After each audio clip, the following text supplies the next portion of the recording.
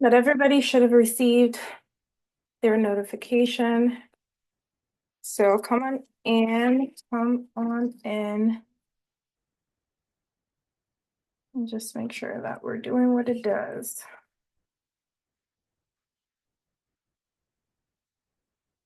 All right. So if you've read my post this morning, you will know exactly what I'm talking about. It's the fact that a lot of organizations have their mission, their values, right? Um, but then we're going to talk about how it's not real if nobody can feel them, right? So, hey everybody, how are you doing? If you're joining me live, like I said again, drop a hashtag live. If you're catching the replay, hashtag replay.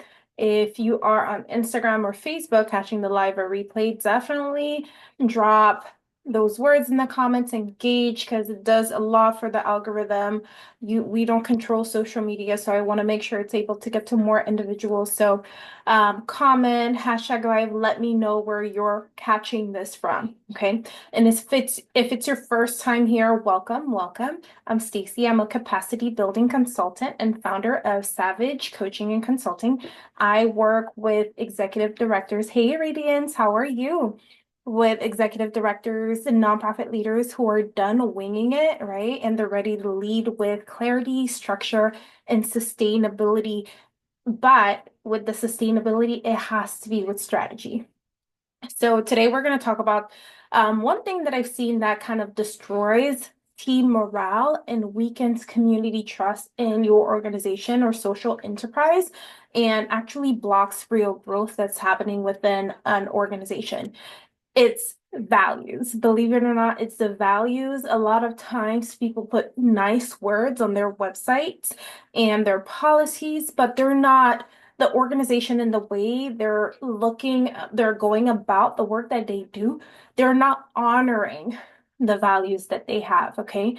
So let's not talk about the ones you listed in your strategic plan, but the ones that are supposed to actually guide the decisions in real life that your organization is supposed to make, right?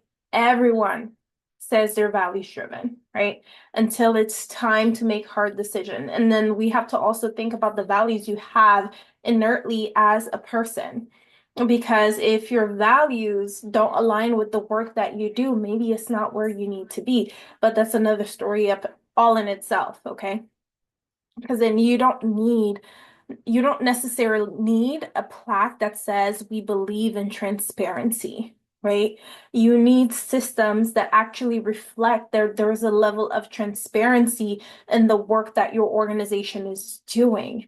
And I know like my take on what's happening with DEI is unpopular, but it's the same with DEI. Why did we need a policy for common sense things that people should be doing and implementing in the work that they do? It's the same with values-driven work that organizations are doing. You really need systems that reflect the values that you say you have, right? If you value diversity, equity, and inclusion, that should be embedded in the work that your organization is doing and the leadership that's representing. That's not something any form of entity should tell you should exist within your corporation or organization, right? I don't think the term is what determines whether or not these things exist in the systems and operations of your organization, right? We shouldn't just say we care about equity, we believe in collaboration, or we value community voice, right? But it needs to show in the work that you do. Okay, it needs to show up in the different things that you are doing. Because if you say one thing, right? If you say one thing within your organization, but your actions and operations show another, right? You value transparency, but as an executive director and founder, you are not as transparent as you pretend to be because you don't know what you're doing. You don't know if you're doing things right, and you're also protecting your ego and self, and you're not being transparent. So, do you really value transparency, or does it just sound good? That's the other thing I want you to like come to terms with. Oftentimes, people will say things just because they think it sounds good. Hey Ricky, how are you?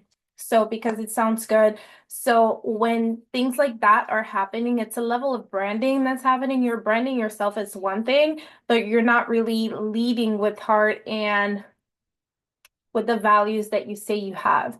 Because you can't be transparent and you're hiding like everything that happens in your organization. You don't want the community to know because as a nonprofit organization, most of the work that you do or most of the documents that exist are public.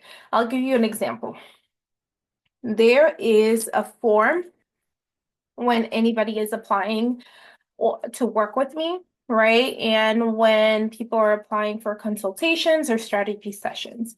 Now, one of the questions that I usually ask in the forms is, did you receive tax exempt status in your state or the federal government? And if so, what is your EIN number?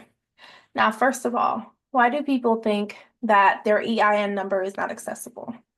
So that's one question I have because a few people, for some reason, again, transparency can be something, an organization, nonprofit organization, there's a lot of things that you do that are going to be available to the public, but when the leaders in their mind, that's not really something they value, they walk like that. Right. So in the application, I would ask that question, and one person would say not available. How are you a nonprofit and don't have it? Because then I can just go on the IRS website and search the name of your nonprofit and find it. But the fact that you're like functioning like that, sometimes I ask questions in my forms because it does also tell me that the person did their homework, they have their information, and also how they behave. Hi, Latisse, how are you doing? So these are things that I really want you to understand because if these are things that you value, you need to be walking that walk and you talk that talk, but you got to walk that walk as well. So it's very important that you are very cognizant of the way you're presenting not only as a leader, but in the work that you do as a nonprofit organization. Now, a few things I just want to like quickly define for you is what a core value is, right? Because then I'm talking about values-driven values today. So I'm going to give you a few definitions that I made sure to put in my notes today that we're going to talk about. So the core values, right? A core value is a non-negotiable principle that drives how you lead, operate, and serve. So people will have core values that are within them and that shows up in how they serve and operate in life, right? So it's like your internal GPS. Okay. Now there are lived values. Those are values that are visible in your organization's daily behavior, decision making, and the structures, right? So these are all things that you have to differentiate and realize that you may have core values for yourself as a person and for your organization, but are they lived values for your nonprofit organization? Because again, like I was saying, a lot of nonprofits will say they value transparency, equity, and things like that, but it's not the truth because then they're the ones that are hiding what's really happening in the background. They value equity, but then they won't hire like because in conversations I've heard behind the scenes of executive directors, oh, we don't want to hire young people because they won't stay there. Like there's a level of you say you value equity, but you're not giving people a chance. You know what I'm saying? And you say you value diversity, but the way you operate is not working.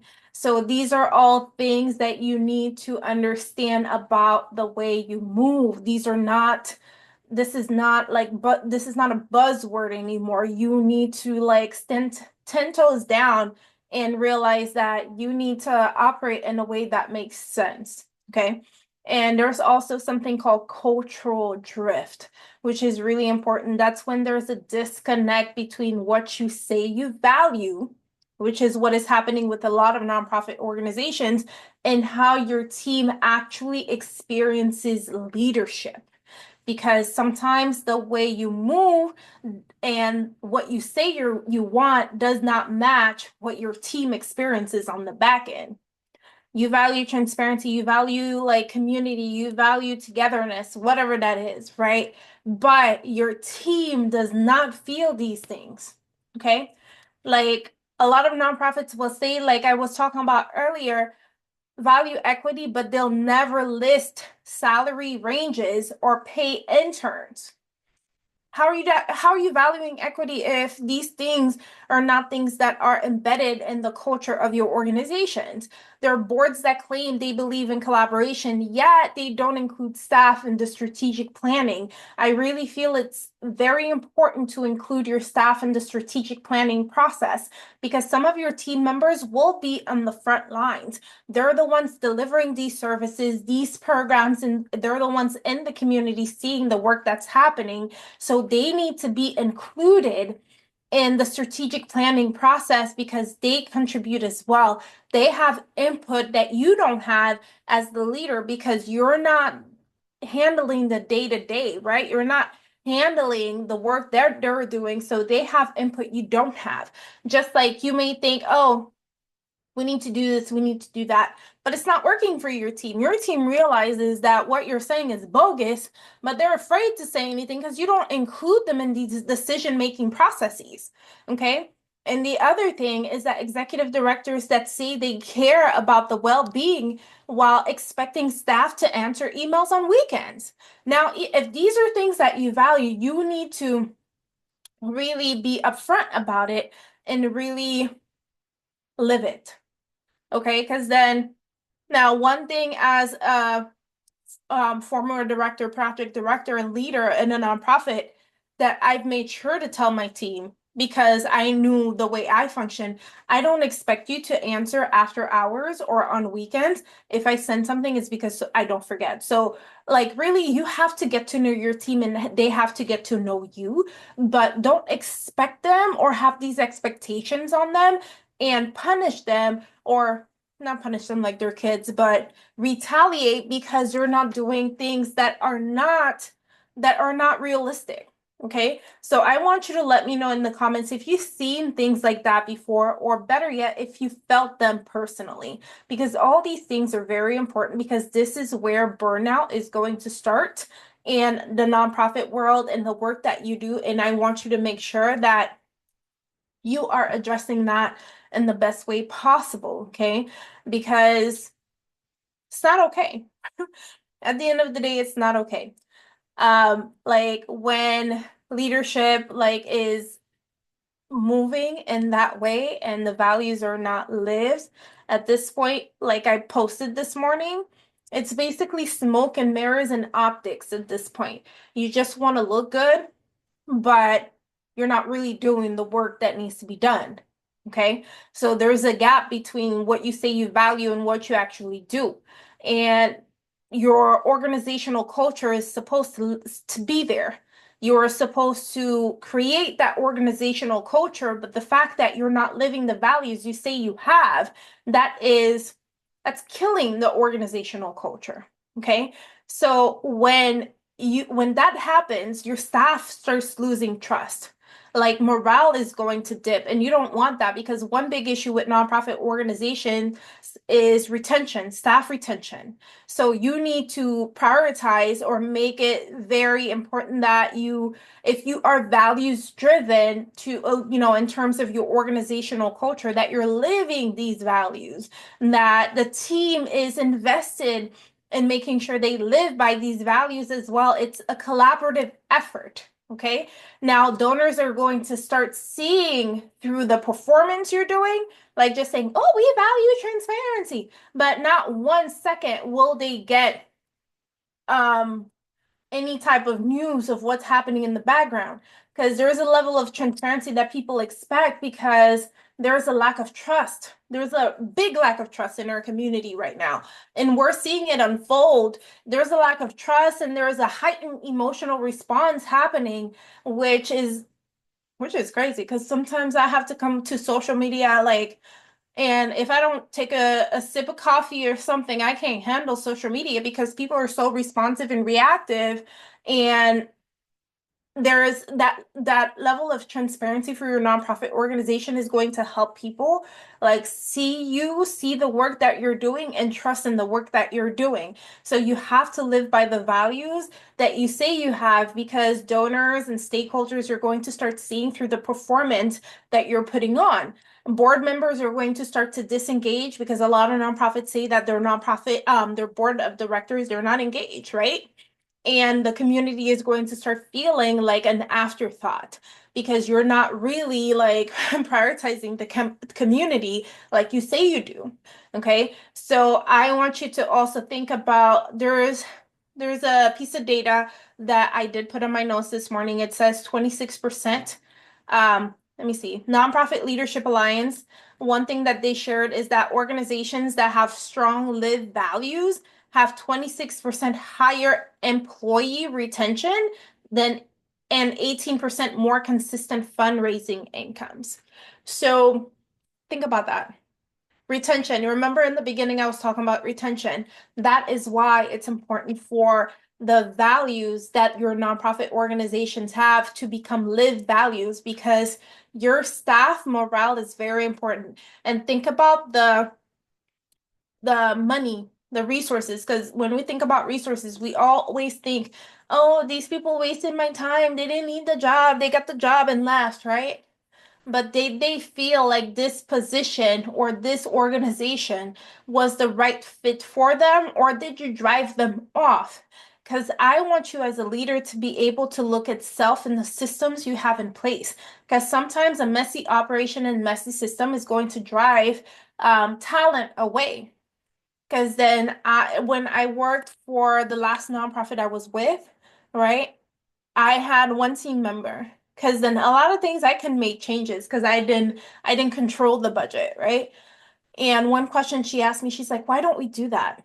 I'm like, "It's not in the budget." Like sometimes your hands are tied because the leadership does not give you like the decision making power that you need to make decisions that are helpful to the team that you're leading. So sometimes your hands are tied. I get that. But it's just an example of how that team member, that conversation, it one thing it illustrated for me was that the team members look at the mess, the dysfunction, and the chaos that exists within some companies and some organizations, and they're like, I can do better than that. Because I'll be honest, if you're in a relationship and the person you're with, right, if that person is, for lack of better words, not living up to your standards or whatnot, and you're not married to that person, what do? Exit stage left, and you keep going because that's not your person. So what do you think that staff member, that team member is going to do if your organization is not living up to its values and it's not what they thought it was? They're going to exit left and go find an organization that treats them better and does better. Okay, so these are things I want you to keep in mind.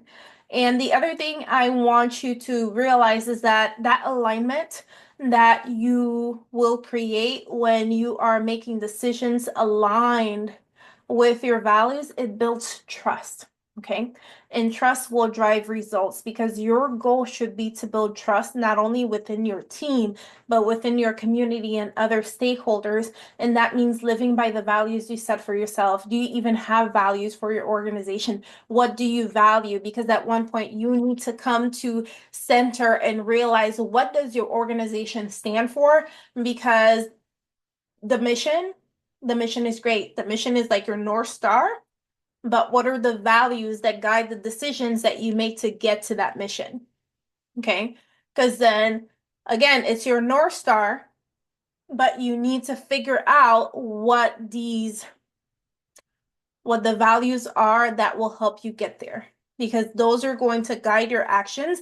And if those don't exist, it's going to make it more difficult for you to make decisions that align with everybody on the team. And it's going to provide a level of clarity if your leadership, your team members all come up with the values that you all need to adopt. Okay. And I want you to also ask yourself in this process, Are your values reflected in your budget? Not just your mission, okay? Is it reflected in your budget? Why is this thing talking to me? Pause because you weren't using the app. Yes, I am. Like, Instagram is tripping. Okay. So, yeah, are your values reflected in your budget, not just your mission? Are frontline staff empowered to make decisions that reflect your values? Because oftentimes I see this a lot. Clients, former employers, they hoard decision-making power with the leadership and do not give decision-making power to the team members because not every decision needs to stay with the leader, executive director. There are some decisions that the team members can make, but are your values reflected? Are they empowered to do that? If they are, let's say, on the front line and they're delivering services and somebody asks them, hey, are you able to do XYZ? Are you able to submit the application or give them a call for me and find out, blah, blah, blah. Oh no, I have to ask my executive director. I have to ask my supervisor. No, you need to have a conversation with your team. You need to have a system in place where they know what decisions they can make and who's accountable for these decisions. Okay, so these are things that you need to empower your staff to make those decisions and take ownership and accountability for certain things and empower them because a disempowered, if you are disempowering people, then it makes them not want to be there. You need to give them a sense of ownership in the work that they do so you can foster and grow leaders within your organization as well. The other thing I want you to ask yourself, are your values part of your hiring and evaluation process or just a slide during onboarding? Because that's one thing. During onboarding, it's like, oh, we value this, we value that, right? Does it look like you valued that during the interview? If you value transparency, honesty, and they ask you questions and you were like, well, at this point, I can't answer that right now. No. You value transparency and honesty, right? Be honest. Be transparent. Well, we have 5 more individuals we're hiring right now to be completely transparent. After these 5 interviews, we'll give you a call and let you know who was the best fit. So your values have to be reflected in how you do business. Because again, I will say this, a nonprofit is a business, okay? Nonprofit is a business. And your values should cost you something. If you say you believe in equity, it should show up in your compensation because equity means, again, there is a level playing field here. Like, you can't, like, this person can't be making enough money to live, and the other person needs to be on assistance to even get it together. Okay? There needs to be a level of equity. So it should show up in the compensation if you say you believe in equity. If you say you believe in equity, you should be able to provide interns with a stipend. Okay? Because life ain't cheap. Okay, life ain't cheap. Now, if you say you value transparency, it should show up and shape how you communicate with your team and your donors. The level of transparency in your team members, if you're communicating with them, like telling them what's happening, being transparent as what's happening at the top so they can understand how it affects what they're doing on the front lines. Okay, so there needs to be a level of transparency in the way you communicate if that's something you value. And that's why today we're talking about values-driven processes, okay? If you say you care about innovation, you should give your team the space to feel safe enough to fail. Okay, failure is not a bad thing. Give them the space to fail and try new things based on the values that you have, the mission and the vision, so you can see what works. Because sometimes not sometimes, all the time, you have to see and pay attention to what your team members' strengths are, and if they're a great fit for the organization, and give them the space to fail so they can like learn. Because sometimes we're just telling people how to do things how we would do it. But if you value innovation, you need to give them space to learn and fail and coach them. You need to coach them after they experience that and figure out, okay, what went wrong? What would you do next? Like you need to coach them and learn how to do that as a leader. Because if you have a team member and every time they're doing something, oh, let me do it, let me do it, let me do it. You don't know how to do it, let me do it. There's a reason you don't have time for anything and you're burnt out. Okay? Let's just leave it at that. So you can't lead on autopilot, is what I'm saying, and you can't do that and expect your values to lead for you. Your values need some type of structure. They need systems, they need reinforcement, because if you value certain things and you don't have structures in place, you don't have systems in place, you're not reinforcing that people are actually living these values, you're going to be an afterthought. And that's what you don't want them to be. You don't want the values to be an afterthought, because if you tell people this is what the organization values, and when people are doing things in a way that's not reflective of what the organization values, there's misalignment there, and it's not congruent with what you say. It's not congruent with the mission. It's not congruent with like what was on that onboarding slide. Okay. So these are things I want you to keep in mind. And I know a lot of nonprofit organizations, especially right now, are trying to figure out how to make sure their organizations are grant ready, are funding ready, are sponsorship ready. And this is one of the things you need to build trust through the way you show up in the community, the way your organization shows up, the way like there's so much entailed, so much work entailed in being a nonprofit that leads back to running a successful business. A lot of people don't understand that being a nonprofit means you are also a business, and that means that you need to pay attention to the infrastructure, and being like having values guiding your actions is also something you need to pay attention to.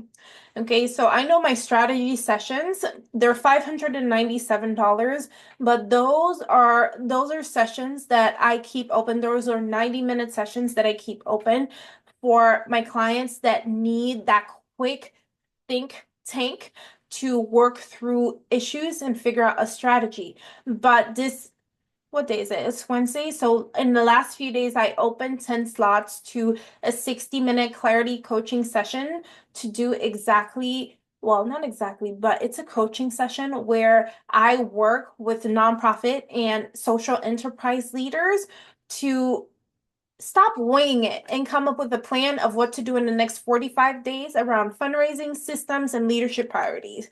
So the clarity coaching sessions are $127. That's pay what you want, but it starts at 127.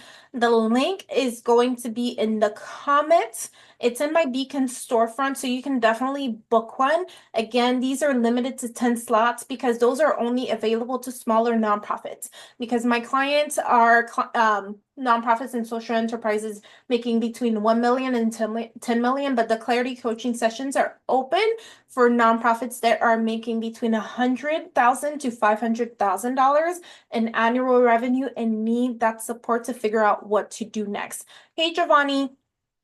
So if they're trying to figure out what to do next, this coaching session is definitely the place that you need to be in, because you may be saying all the right things, but you're still not seeing the outcomes that you need to see within your nonprofit organization or your social enterprise. So it's time to stop polishing your values and really start practicing them. And the clarity coaching session may be where you need to be at and figure that out. So definitely click the link in the bio to book your clarity coaching session, and reach out to me in the DMs if you have any questions to see how else I can support you, so we can have a conversation.